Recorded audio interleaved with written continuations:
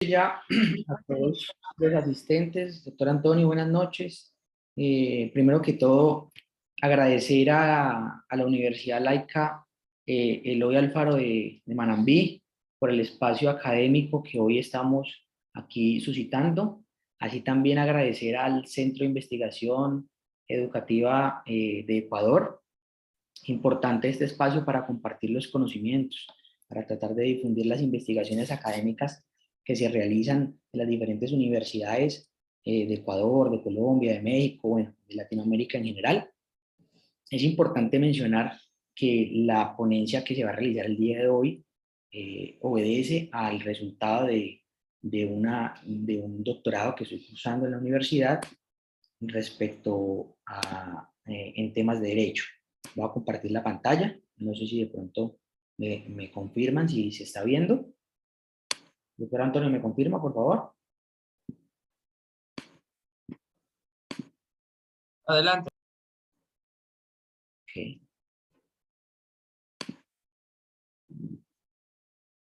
Bueno, primero que todo, vamos a contextualizar un poco la ponencia o el trabajo de investigación doctoral que se está realizando en la Universidad de Santiago de Cali.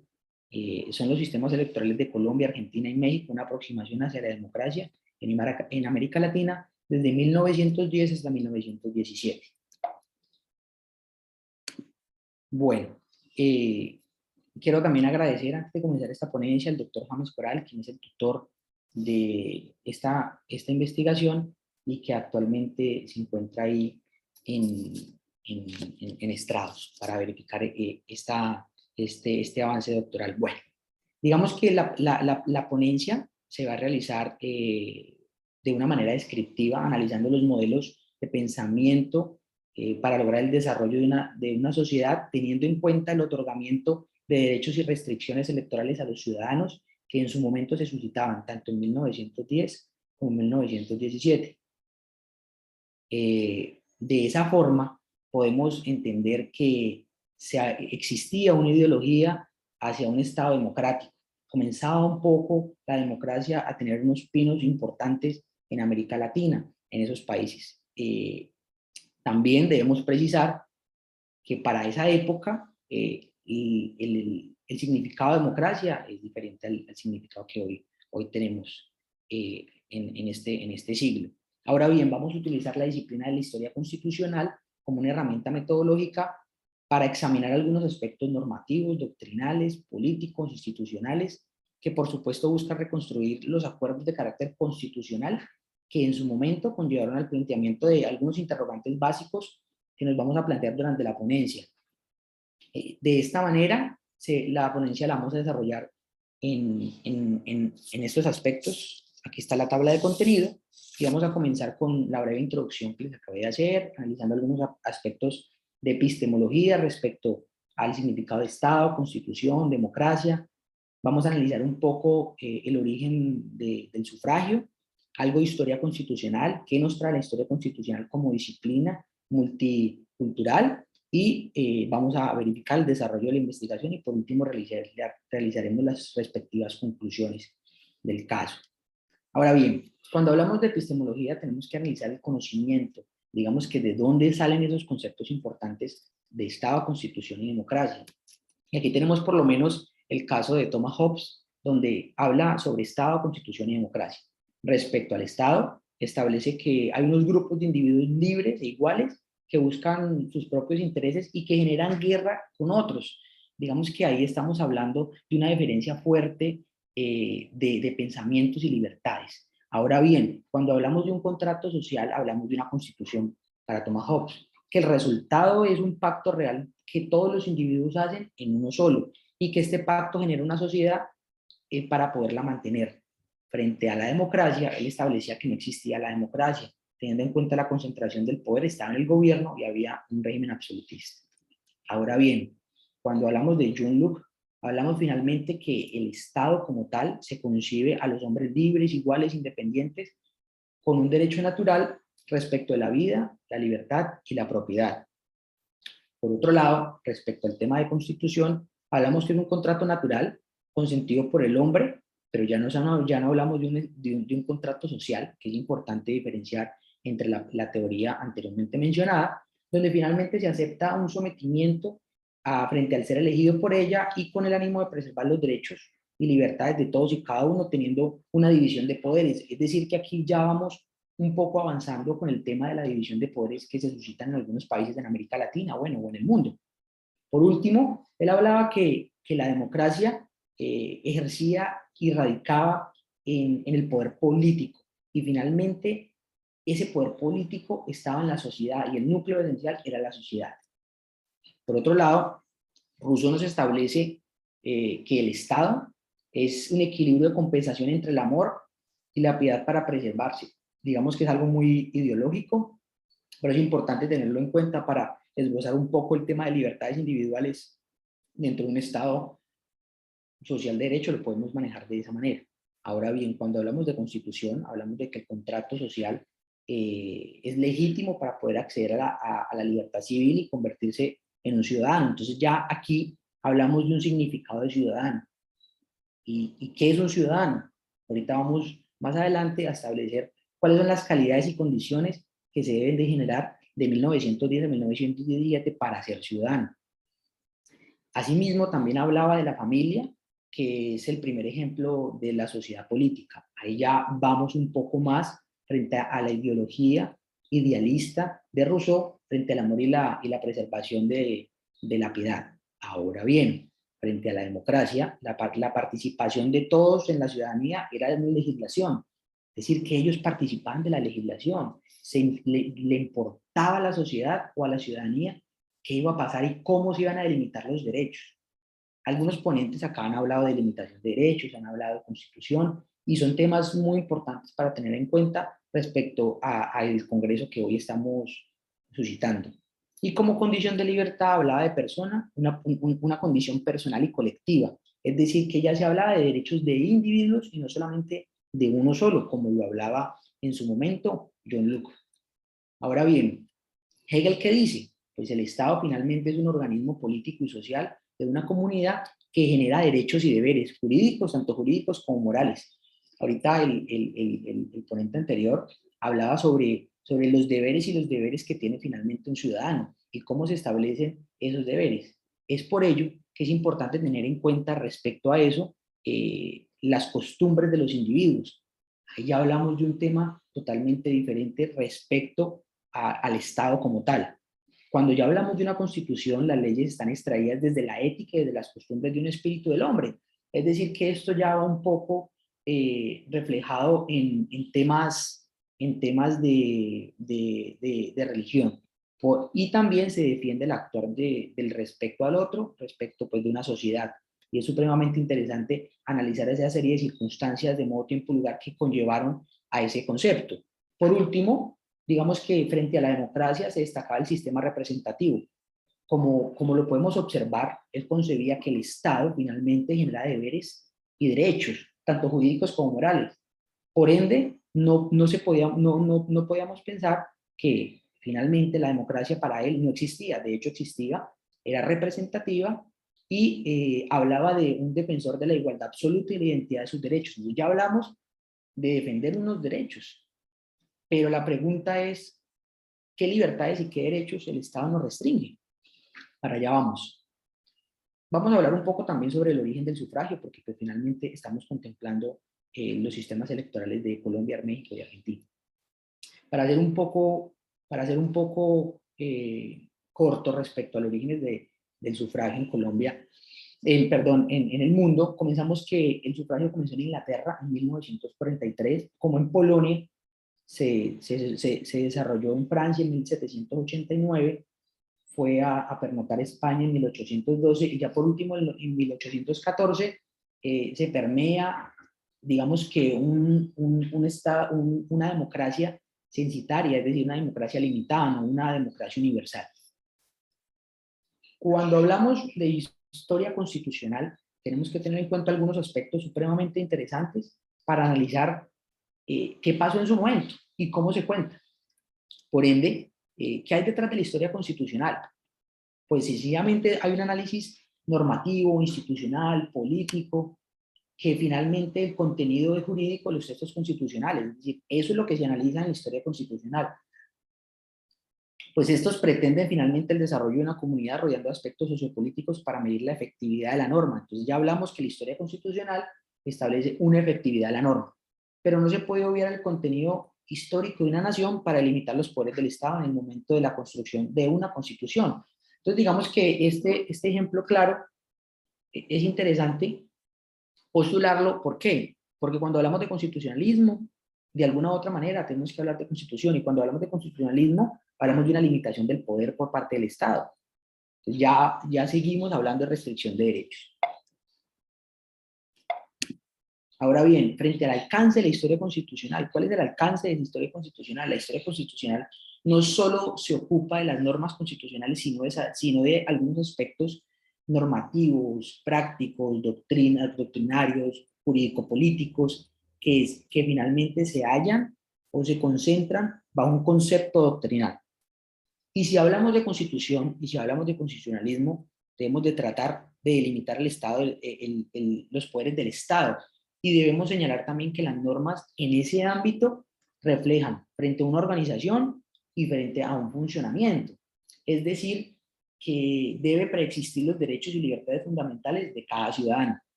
Frente a ello, digamos que aquí podemos observar un esquema de la historia constitucional desde un enfoque pluridisciplinar. Y tenemos algunos aspectos importantes para limitar el avance de esta tesis doctoral. Hablamos de unos aspectos normativos, de unos aspectos doctrinales, de unos aspectos políticos y de unos aspectos constitucionales. ¿Desde qué óptica se analizan esos aspectos normativos, doctrinales, políticos e institucionales? Desde la hermenéutica jurídica frente a la parte normativa, desde las teorías políticas, desde la parte doctrinal, desde el contexto histórico referente al tema político y el crecimiento de las instituciones respecto a al aspecto institucional, porque es muy importante precisar que cuando hablamos de crecimiento de las instituciones, hay lo que trata el poder constituyente, que ya voy a hablar de eso, es también delimitar algunas instituciones del Estado para, bueno, crear o modificar o suprimir algunas instituciones del Estado para finalmente ejercer el poder por parte de ellas. Ahora bien, respecto a ello, cuando hablamos de poder constituyente, tenemos que tener en cuenta que el poder constituyente se puede considerar que es una facultad soberana del pueblo para generar un ordenamiento jurídico político fundamental por medio de una constitución. Y ese poder constituyente también requiere una revisión parcial o total de la constitución, y debe tener tres aspectos fundamentales y supremamente cruciales cuando hablamos de poder constituyente, y es que hablamos de pueblo, de legitimidad, democracia y de un Estado de Derecho. Y cuando hablamos de esos tres aspectos, nos encontramos finalmente, o el resultado es el poder constituyente. Ahora bien, ya terminando de hablar un poco sobre los aspectos epistemológicos y de historia constitucional, vamos a concentrarnos en el desarrollo de la tesis doctoral o el avance doctoral que se está suscitando en estos momentos, y que refiere a los sistemas electorales en Colombia, México y Argentina respecto a una aproximación a la democracia en América Latina. Vamos a ver cómo se estaba suscitando la democracia y qué papel era el que jugaba el derecho también en esa democracia. Por ello, un momento que creo que aquí está. Por ello, hay que comenzar también a delimitar algún aspecto supremamente interesante en esta investigación, y debemos afirmar que existían unas ideologías de pensamiento jurídico del poder político en 1910 y 1917, y se pudo determinar que esas ideologías de pensamiento jurídico respecto a ese poder político hablaban de estandarización de organización territorial de la nación. Es decir, los estados, por medio de ese poder político, de ese pensamiento jurídico, organizaban su nación de acuerdo a lo que ellos necesitaban, o de acuerdo a un interés político también. Hacían una construcción de unas nuevas reformas de gobierno, existía la división de poderes del Estado, que eso ya lo hablamos ahora, había también un otorgamiento de derechos y libertades para su ejercicio, y existían finalmente unas modificaciones sustanciales a los sistemas electorales, que es supremamente interesante hablar de ese tema. Bueno, para ello,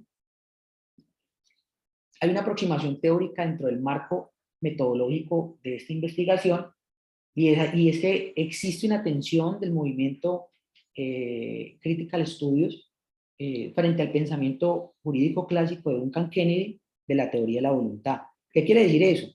La teoría de la voluntad, sin más preámbulos, se desarrolla por medio del derecho, es decir, el derecho es la herramienta que conlleva o que lleva esa teoría o esa voluntad de ese individuo para que los sujetos puedan consumar su voluntad individual, la cual era otorgada por parte del Estado, pero al mismo tiempo la nación restringía las mismas libertades y derechos. ¿Qué quiere decir eso?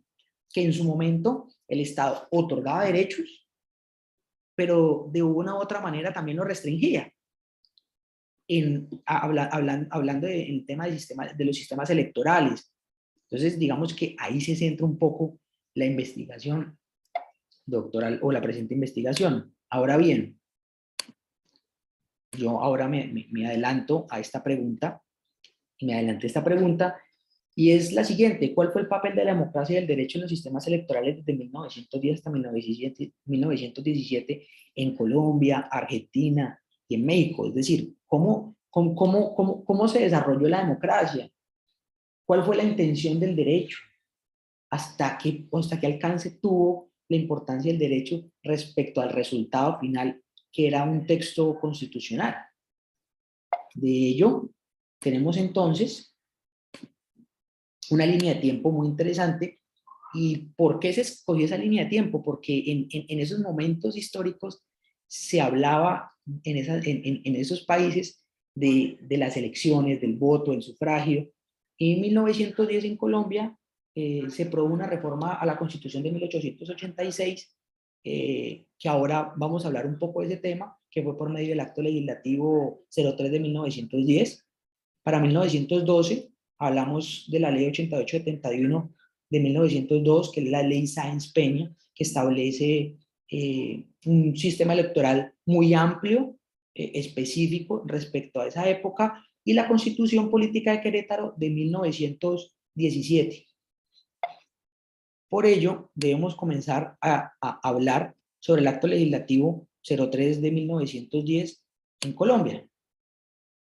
Entonces, respecto a la historia constitucional, establecemos que en su momento, en 1910, como bien ya lo dije, existía la Constitución, o estaba vigente la Constitución de 1886, y existió una disputa entre liberales y conservadores, que finalmente concluyó en la creación de un partido político que se llamó la Unión Republicana. Y lo que se quería en su momento, o lo que se consideraba la intención de ese partido político, de acuerdo al pensamiento jurídico clásico, era generar un presidencialismo, la independencia judicial, una organización territorial, un bicameralismo y la restitución de cambios democráticos. Pero entonces, digamos que, ¿por qué se pone entre comillas esa restitución de cambios democráticos? En realidad sí fueron democráticos, en realidad sí fueron cambios sustanciales que permearon el estado de la democracia. Vamos a ver qué se suscitó para 1910. Y lo que observamos es que tenemos que partir de la Constitución que estaba vigente en su momento, que era la Constitución de 1886, que tenía un rasgo de república unitaria, que tenía un concepto católico netamente frente a esa religión, había un régimen autoritario, tenía una óptica conservadora, y existía la reunión de poderes en el Ejecutivo. Es decir, no había división de poderes, que esa división de poderes se va a suscitar en el acto legislativo 03 de 1910. Pero algo interesante respecto a esas características que le acabo de mencionar que tenía la Constitución de 1886, era la calidad de ciudadano. Es decir, usted, ¿por qué era ciudadano? Usted era ciudadano cuando cumplía la mayoría de los 21 años y tenía alguna profesión, arte, oficio, teniendo en cuenta una ocupación lícita u otro medio legítimo de una condición de subsistencia. Es decir, que ya aquí el Estado delimitaba lo que para él era un ciudadano. Es decir, que el ciudadano que no cumplía estas características o estas condiciones no era ciudadano.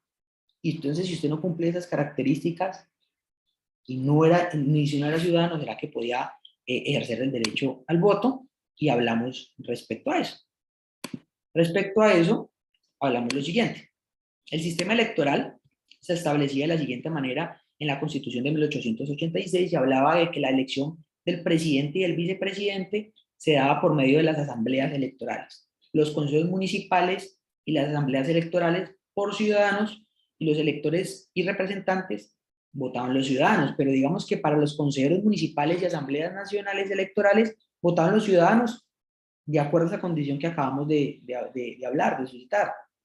Pero respecto a los electores y representantes, tenían que tener otra condición, y esa condición era la capacidad de leer y escribir, o que tuviesen una renta anual de 500 pesos, o una propiedad, un inmueble de 1.500, y podían ejercer ese derecho.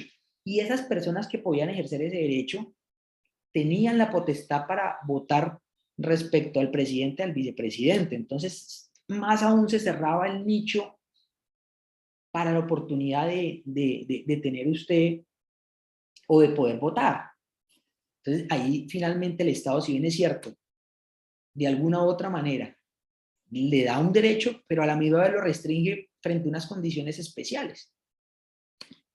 Respecto a eso, bueno, respecto a esto, tenemos que se suscitó una Asamblea Nacional Constituyente, pues para hacer una reforma por medio del Acto Legislativo 03 de 1910, y se habló y en los debates se hablaron de un poder constituyente, que era la facultad de modificar y expedir una constitución para el Estado, una reforma constitucional para valorar las libertades políticas, y en algún momento se habló de un poder electoral, y no solamente de un poder electoral como tal, sino que ese poder perteneciera a la división de poderes del Estado.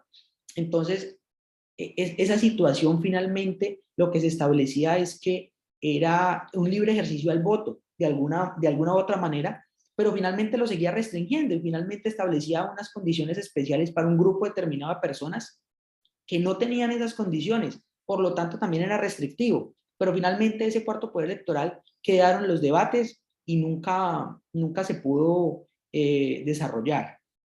De lo anterior, tenemos entonces que en el acto legislativo 03 de 1910, aquí me equivoqué, le pido mil disculpas a ustedes, establecía lo siguiente,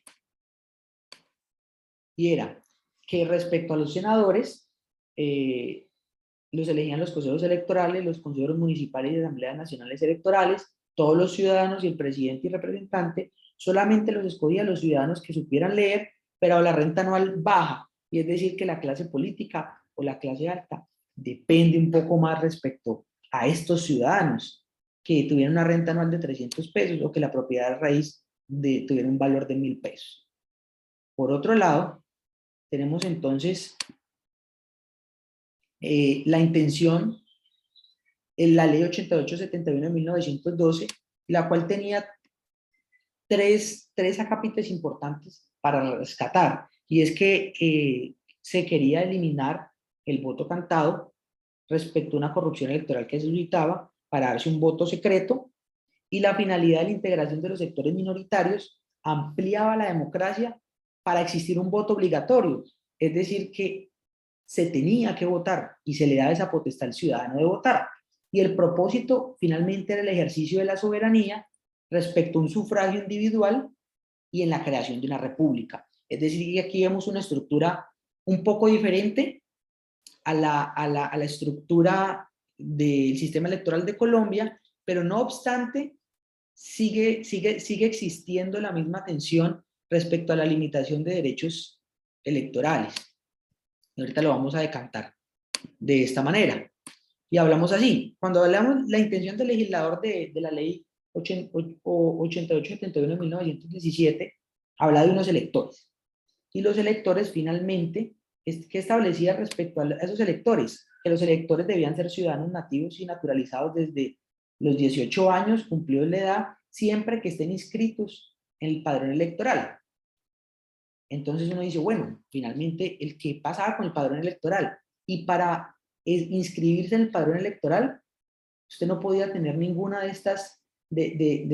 estas condiciones que se suscitaban por una incapacidad, por una razón de su estado o condición, o por una razón de indignidad. habían 16 causales de exclusión para usted no inscribirse en el padrón electoral.